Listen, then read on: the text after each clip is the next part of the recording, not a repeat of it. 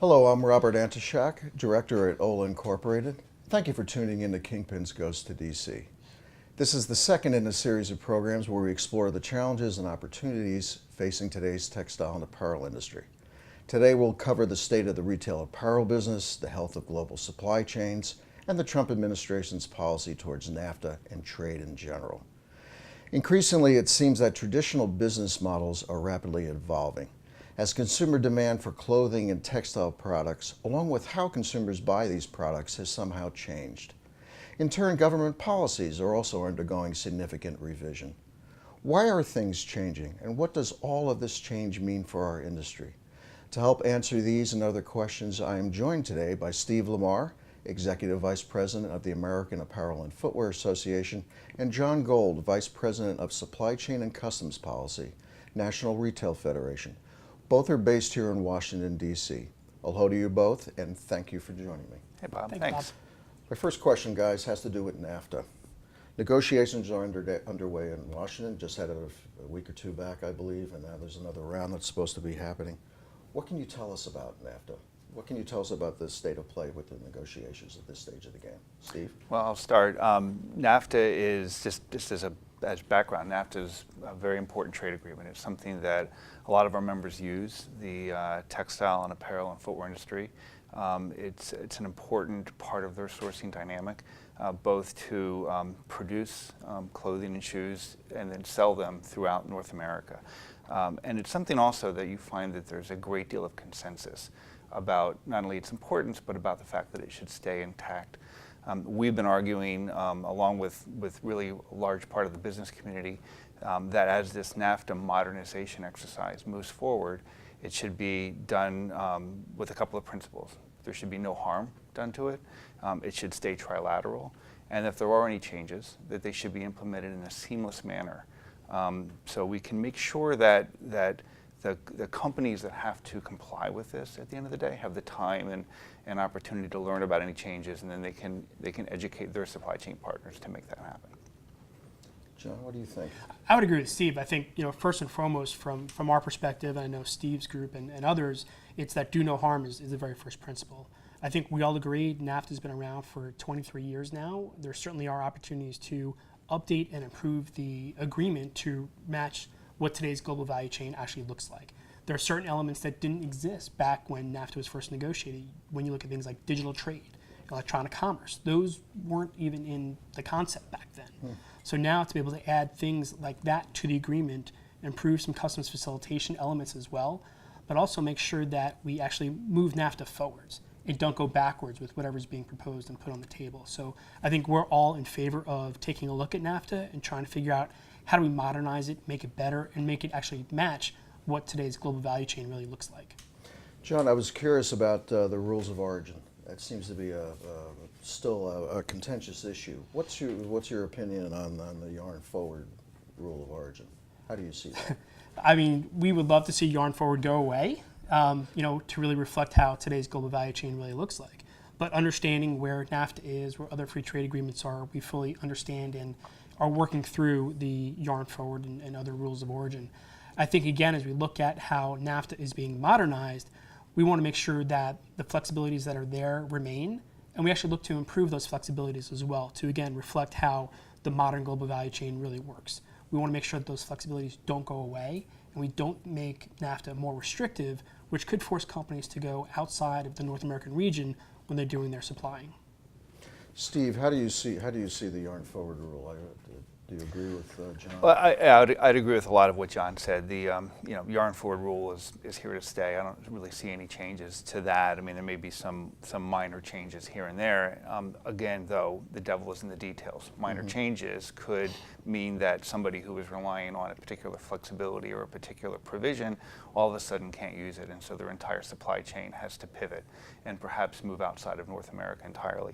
So any changes, including very, very minor changes, are ones that you really have to do very cautiously with really a lot of education and understanding of exactly who's going to be impacted, who may or may not be hurt or who may be helped by them. Overall, yarn forward the more flexibilities that you have built into the rule of origin, and they really are built into it. They're not exceptions to it. They are part of the rule of origin.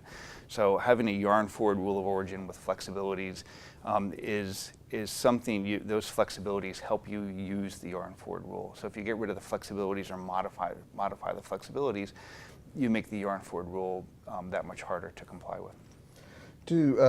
What do you see in terms of any modifications that you can anticipate with the agreement? Are there any particular things that you see right now on the horizon that the Trump administration is going to try to push for, or the Canadians or the Mexicans, that would directly affect our supply chain? Well, there's been a lot of discussion about automobiles in rules of origin, and that discussion has to do with either North American content or even U.S. content, and those provisions haven't been tabled yet, so it's really speculative to kind of guess what those might or might not be. But if you imagine trying to make more restrictive rules, for example, for automobiles, and then if you try to carry that logic forward, keep in mind though that the textile industry also supports the auto industry as well. If you try to carry that logic forward into apparel and perhaps even footwear, then you might see more restrictions there, and then that would again undermine the supply chains that are dependent on the region. So we're advocating a very cautious approach when it comes to looking at potential restrictions or potential provisions along those lines. Okay, John, how about, do you have anything to add to that, John? No, I think Steve is absolutely correct. I think we're in the early stages right now where there's a lot of just discussion between the three countries. Text really hasn't been tabled yet or shared, so it's unclear what the proposals are going to look like. I mean, there's a lot of discussion, as Steve said, of how do you improve the manufacturing within the NAFTA itself. So I think we're all at this point trying to figure out exactly what that means and what impact that's going to have on all the industries that are reliant upon that three-way trade within NAFTA. So it's sort of a waiting game right now, trying to figure out exactly where we are. But I think as Steve noted, we're trying to be as out in front as possible, talk about where we think we need to go with regards to NAFTA modernization, make sure that our voices are heard, make sure that our companies' voices are heard, so that the administration fully understands the benefit that NAFTA has had to U.S. companies, to U.S. workers, and most importantly, to U.S. consumers. Do you see NAFTA as sort of a test in terms of what the Trump administration trade policy will be as they talk about other agreements? I mean, we've heard everything from, obviously the Trump administration pulled out of TPP. I don't have no sense of where TTIP is at this stage of the game. I'd be curious on your opinions on that. And then also, WTO. So is the way the NAFTA negotiations have started, is that sort of a window or a prelude to how the Trump administration is going to behave with other trade agreements going forward? I think being first out of the block, this is what they're trying to model everything else on. Obviously, NAFTA is a little bit different than other agreements. We're looking at an update for a 23-year-old agreement. Chorus has been discussed as far as wanting updates there. Chorus is only a 5-year-old agreement, so it's very, very different. It's tough to say what the Trump trade policy is and kind of where they want to go. I think everything that we've heard thus far is talking about U.S. manufacturing, bringing jobs back here to the U.S. and those kinds of conversations. For us, as we look at the economy and the value chain, I represent retailers. Most of my guys are importers, but we employ 42 million workers here in the United States. Those are all good, high-paying jobs, a lot of them. So it's trying to make sure that that trade policy represents and focus and really relies on what these companies do and how they're looking at their value chains, and recognizing that you can't make everything here in the United States. It's just not the way the world works right now. But how do we better manage that process? How do we make sure that we have the skill set here for those kinds of products that can be made here in the U.S.? Do we have the right, are we teaching our kids the right jobs they need, the right skills they need for those jobs that are going to be needed? You're not going to have a factory here in the U.S. like you did back in the 1950s. If those jobs are coming back here to the United States, most likely they're going to be automated. Do we have the right skill sets and right procedures in place to be able to handle that? And that's where I think trade policy should really focus on. Yeah, and I would say that I think the Trump administration is really trying to do a couple of things right now. One is certainly they're reviewing everything. They put out multiple requests for comments, almost in an unprecedented manner, to really pretty much ask ask about everything. Trade deficits, trade agreements, buy American policies, you name it. I mean, they're interested in information. And so they're spending a lot of time sort of looking at, sort of surveying the landscape, the trade landscape. Then at the same time, they want to move quickly. So they, right out of the box, TPP TPP, the U.S. pulled out of TPP, but TPP continues to exist among the TPP 11 countries. Right. And then following that, soon thereafter, a number of other things relating to steel and aluminum and some other issues, and then NAFTA about trying to renegotiate that quickly, because that's something the president is very strongly been pushing. How all those things kind of come together, it remains to be seen. The president has talked about the trade deficit with NAFTA. It's unclear exactly what provisions they're trying to put into the agreement that will specifically or directly address the trade deficit with NAFTA. I would argue actually the trade deficit is probably the wrong metric to have. There's a lot of reasons for a trade deficit, and even talking about a trade deficit negatively implies that on the import side of the equation, that's a problem. Well, Jon talked about the 42 million jobs. Bring it closer to the apparel and footwear industry. You've got 4 million U.S. jobs. We're 98, 99% import penetration for apparel and footwear. That's 4 million U.S. jobs, 4 million people in the United States whose jobs are dependent on imports. So those folks, I think when you talk about the trade deficit, I think they kind of bristle a little bit, because it's like, how come my jobs aren't so important anymore? So I think we're now in sort of the formative stages of trying to understand exactly what this administration is hoping to accomplish, certainly by the end of the year, by the end of the Congress, by the end of the first term. So NAFTA will be the poster child for that. Yeah, one of the things I've wondered about too is certainly the U.S. has a positive balance of trade, as I recall, in textiles with NAFTA. In other words, fabrics, yarns, as I remember, if I'm correct. But one of the things I've wondered about is, let's assume there's a renegotiation of NAFTA. Does that in the long run translate into some sort of positioning where a TPP could get brought into the equation somehow? Well, or is that just pipe dream? What's ironic is that the TPP was a negotiation between the United States, its 2 NAFTA partners, and 9 other countries. And so the U.S. pulls out of the TPP. Now we have the TPP 11. I like to joke that the NAFTA negotiation is the TPP 3, Canada, Mexico, and the United States. Very interesting. You talked about the trade deficit. So let's look at how that works a little bit. We do have a surplus in the United States between the U.S. and Mexico on textiles and apparel. So if you look at the product categories of textiles and apparel, we export a certain amount of textiles and apparel down, and we bring back a certain amount back, and we export more than we bring back. And you ask yourself this question, well, that doesn't make any sense, because we send yarns and fabrics to Mexico, we bring apparel back, they're adding value in Mexico, so that should be more than the yarns and fabrics we're exporting down. How do we get a surplus out of that? Automobiles. We also export a lot of yarns and fabrics into the automobile industry, and those come back as cars, okay? The textile and apparel trade surplus we don't deduct our exports that go into the automobiles. And so the fact that we have a surplus then begins to work against the automobile industry, which now has a deficit, because our exports of the yarns that go into the auto industry, they support the apparel surplus, textile and apparel surplus, work against the automobile deficit. And so that illustrates why the deficit lens is really probably an inaccurate lens to view trade policy. I understand. Jon, as sort of a follow-up question, China's become more expensive for people to source, and does that make a NAFTA negotiation that much more important for retailers and, say, branded apparel companies as a source of supply in the long run? I mean, I think NAFTA is certainly something they're paying attention to as they're looking at their entire sourcing operation. I mean, retailers are always looking at where their sourcing is going to be coming from, and I think there certainly is a recognition that China is becoming more expensive, and you're seeing retailers shifting to other Asian countries. Vietnam is one. Obviously, that's why one of the reasons why we're so disappointed that the U.S. pulled out of TPP, because there was such a bright spot with Vietnam, not only as sourcing, but as potential option for retailers to operate in Vietnam as well.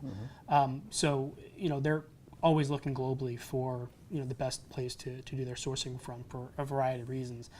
Obviously, NAFTA and the North American region for being close is a big benefit that a lot of companies look for, especially when it comes to transportation costs, making it easier and quicker to get product to the consumer. It's just something that continues to go into their matrix of decision making as far as how they continue to do their sourcing. Okay.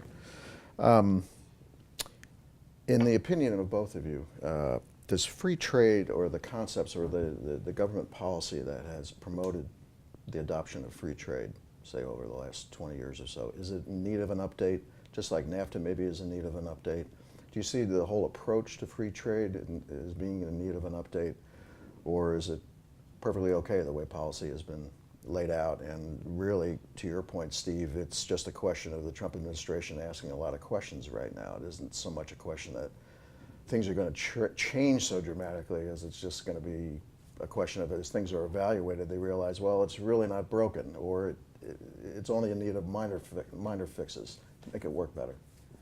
I mean, I think you have to continuously look at the trade system as a whole and try and figure out, again, knowing how the value chain continues to improve and update and all the changes that are happening, making sure your trade policy recognizes that and you're updating to accommodate that. I think one of the interesting things that's come out of all the investigations by the administration and a lot of the comments from the president is that you're seeing more support for free trade now than you had seen previously. When folks realize that NAFTA could potentially go away, you're seeing folks who really, their lives depend on NAFTA, becoming more vocal and talking about the importance of the agreement for their jobs and for the consumers. So I think what this really has done is put more of a focus on companies to be engaged and talk about why trade is good, not only just for their businesses, but for their customers as well. Yeah, free trade, I think, is kind of in constant need of updating. I mean, it's sort of an evolutionary thing, and every free trade agreement should build on the ones that have happened in the past. I think the thing that probably needs the most work is Americans' understanding of free trade. I think a lot of Americans don't understand how they benefit from it, how many jobs are created by trade. We get excited about the term free trade or fair trade and don't really understand kind of what's going on behind that. You look at what most Americans go through in their day, and you will find that there are, from the moment they wake up to the moment they go to bed, and even when they're sleeping, that there's all kinds of benefits that accrue to them, and a lot of jobs that are supported by trade on the export side and on the import side. So we need to do a better job of talking about trade, using all of those metrics, and then educating people to understand it, so we don't run into the problems that we face right now. And I think just to add to that, when a customer goes into a store and they see a product and it says "Made in China," they don't understand that 70+% of that content of that product is actually U.S. content. When you look at how the product was designed, the sourcing, the insurance, the customs, the transportation, all those different elements that go into the making of a product, it's not just the sitting and putting it together, but it's everything that goes on the front end and the back end. That's all done here in the United States. So those are all good U.S. jobs that go into the making of a product. Just because it's not assembled here in the United States, might be assembled somewhere else, but there are U.S. jobs associated with that. And I think that's part of the message we need to get out to the general public of, just because you see a label that says "Made in China" doesn't mean there isn't a U.S. job associated with that. Okay. Talking about China and talking about trade and the Trump administration policy, I've been reading with interest, and I'd be interested in getting your take on this. This Section 301 action that the administration has started.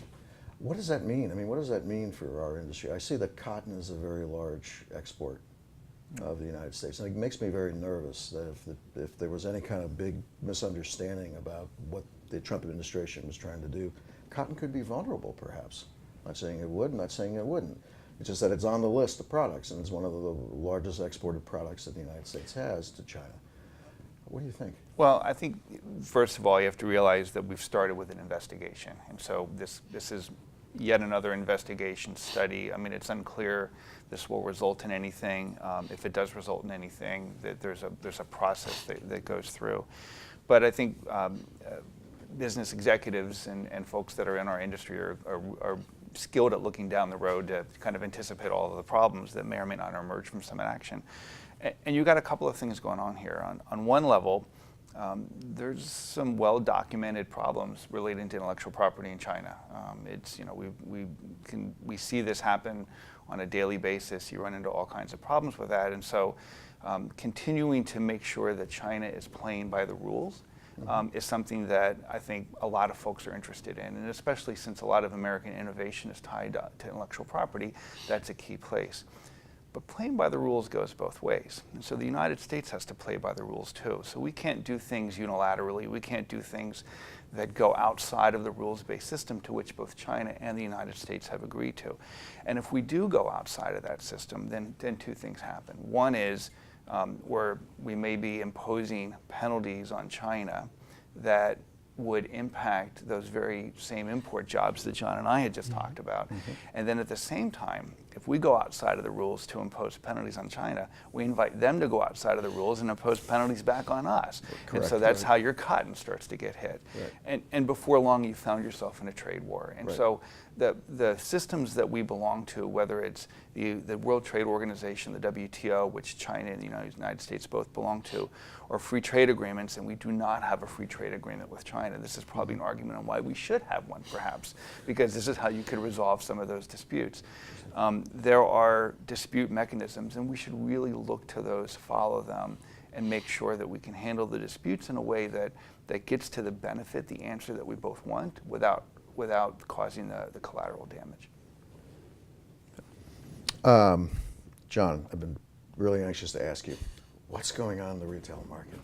What's the story? That's the loaded question for today. So what's going on? So first and foremost, let me say retail is not dying.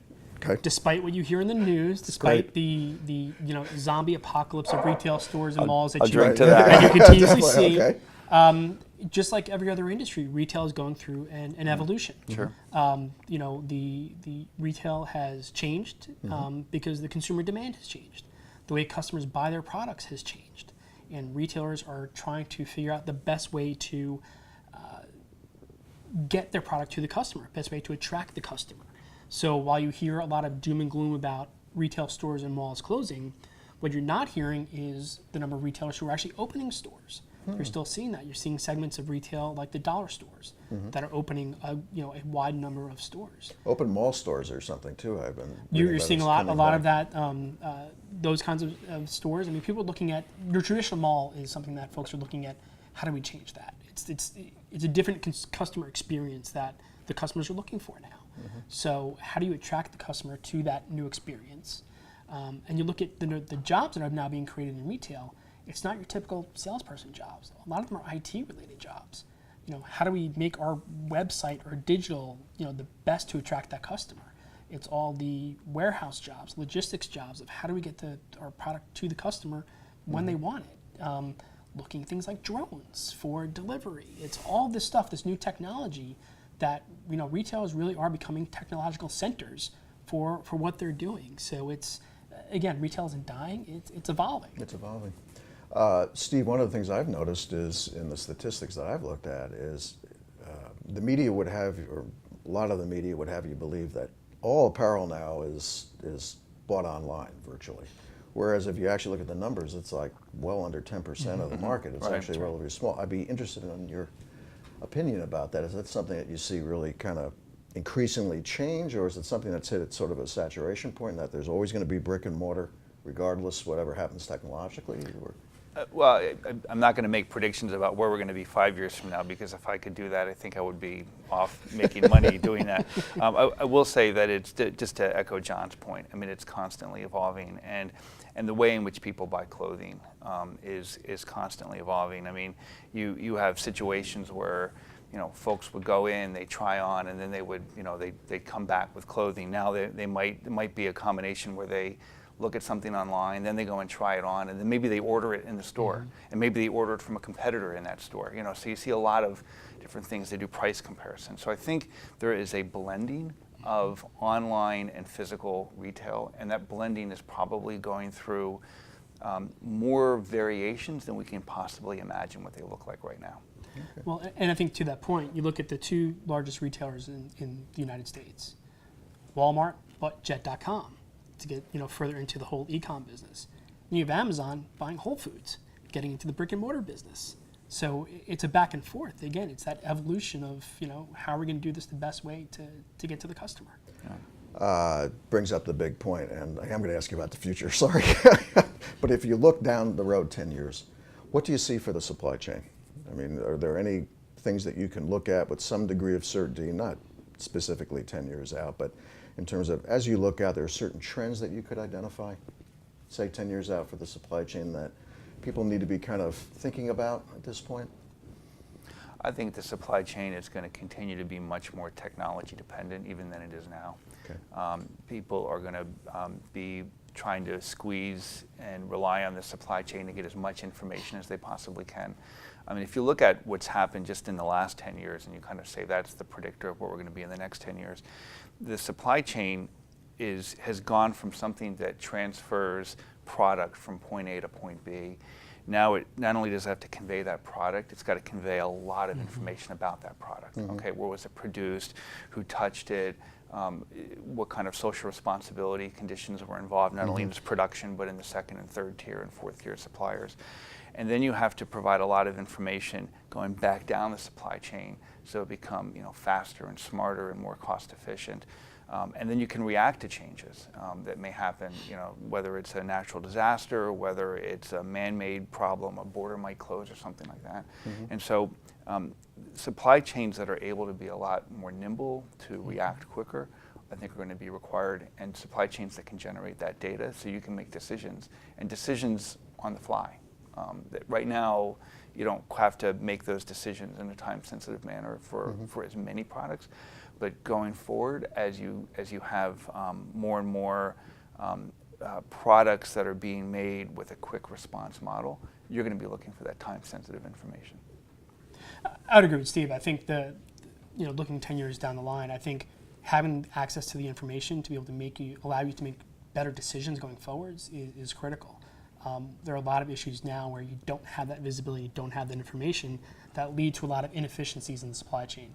You look at our ports as kind of number one, where you got a lot of congestion that occurs because people aren't talking to each other and trying to how better to plan your supply chain. So hopefully having that visibility to that information, having that connectivity will allow better efficiency throughout the system so that we don't end up with bottlenecks for reasons that shouldn't occur.